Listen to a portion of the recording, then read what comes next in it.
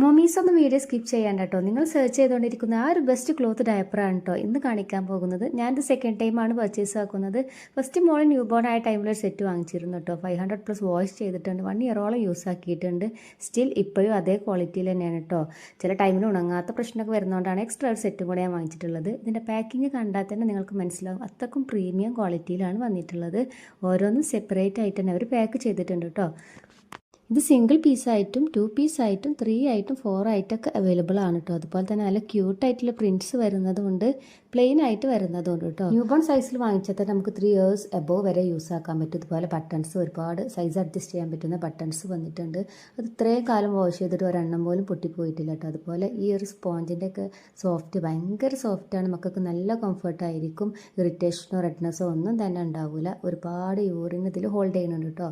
നമുക്ക് മോർണിംഗിലൊക്കെ ഇട്ട് കൊടുത്താൽ ഉച്ചവരെയൊക്കെ യൂസ് ആക്കാൻ പറ്റും. ബാഡ് സ്മെല്ലോ ഇറിറ്റേഷനോ ഒന്നും ഇതുവരെ ഉണ്ടായിട്ടില്ല കേട്ടോ. ഇത് വാഷ് ചെയ്യാൻ നല്ല ഈസിയാണ് കേട്ടോ. സ്റ്റെയിനൊക്കെ ആയാൽ ജസ്റ്റ് ഒന്ന് വാഷ് ചെയ്താൽ തന്നെ നല്ല ക്ലീൻ ആയിട്ട് പോകുന്നുണ്ട്. നമ്മൾ ഹാർഡായിട്ട് ഉരക്കേണ്ട ആവശ്യമൊന്നും വരുന്നില്ല കേട്ടോ. കിട്ടില്ല, നമ്മൾ കൊടുക്കുന്ന ക്യാഷിന് എന്തായാലും എക്സ്ട്രാ വർത്ത് ആയിട്ടുള്ള റേറ്റാണ്. ഒരെണ്ണം വാങ്ങിച്ചാൽ തന്നെ നമുക്കിത് ഒരുപാട് കാലം യൂസ് ആക്കാനും പറ്റും. ഒരു നോർമൽ ഡയപ്പർ യൂസ് ആക്കുന്ന ആ ഒരു കംഫർട്ട് തന്നെ എനിക്ക് ഉണ്ടാവാറുണ്ട് കേട്ടോ. മക്കൾക്ക് കളിച്ച് നടക്കാനും എളുപ്പമാണ്. നമുക്ക് നമ്മുടെ ജോലികളൊക്കെ എളുപ്പത്തിൽ എടുക്കുകയും ചെയ്യാം.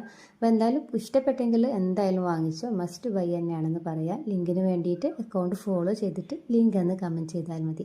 അല്ലെങ്കിൽ സെയിം റീൽ തന്നെ എൻ്റെ DM ഒന്ന് ഫോർവേഡ് ചെയ്താലും മതി.